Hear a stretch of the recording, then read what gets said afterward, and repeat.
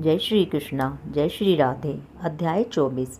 सूत जी के इस प्रकार कहने पर ऋषि पूछने लगे कि हे सूत जी, बड़े आश्चर्य की बात है कि अदिति अग्नि में नहीं जली और न उसे इसका पता चला।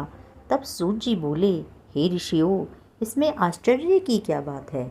जिन भगवान के स्मरण मात्र से समस्त संकट दूर हो जाते हैं, उनका ध्यान करने वाले भक्त को भला कौन कष्ट दे सकता है?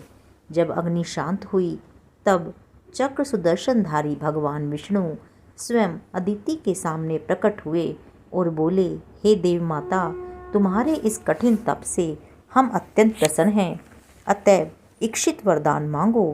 तब अदिति ने विनम्र भाव से भगवान की स्तुति करते हुए कहा, हे भगवान, जिनके स्मरण मात्र से समस्त कलेश दूर हो जाते हैं और जिनके चरण कमलों की सेवा करके भक्तजन परम सिद्धि को प्राप्त होते हैं, ऐसे भगवान को नमस्कार है। देवता, नदी तथा समुद्र आदि सभी कुछ आप ही हैं, अतएव आप मेरे पुत्रों की रक्षा कीजिए तथा निष्कंटक राज्य दीजिए। अदिति के ऐसे वचन सुनकर भगवान कहने लगे, हे देव माता, अब मैं पुत्र रूप में तुम्हारे यहाँ जन्म लेकर असुरों का संहार करूँगा। इतना कहकर अपने कंठ की माला अदिति को देकर भगवान अंतर्ध्यान हो गए। इसके पश्चात भगवान को नमस्कार कर दक्ष कन्या अदिति अपने आश्रम में चली गई।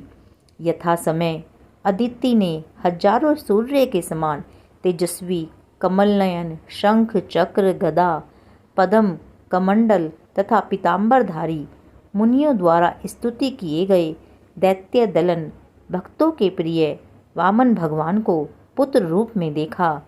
कश्यप आदि ऋषियों ने भगवान की स्तुति की। तब वामन भगवान कश्यप जी से बोले, हे पिता, हम प्रसन्न हैं, आपके समस्त मनोरथ पूर्ण हों। हमने अब तक 2 बार आपके घर जन्म लिया है और आगे भी जन्म लेंगे।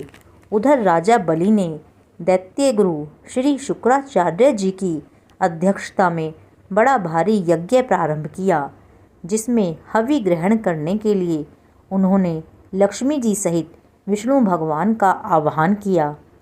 उसी समय भगवान विष्णु बटुक के रूप में वहां पर उपस्थित हुए।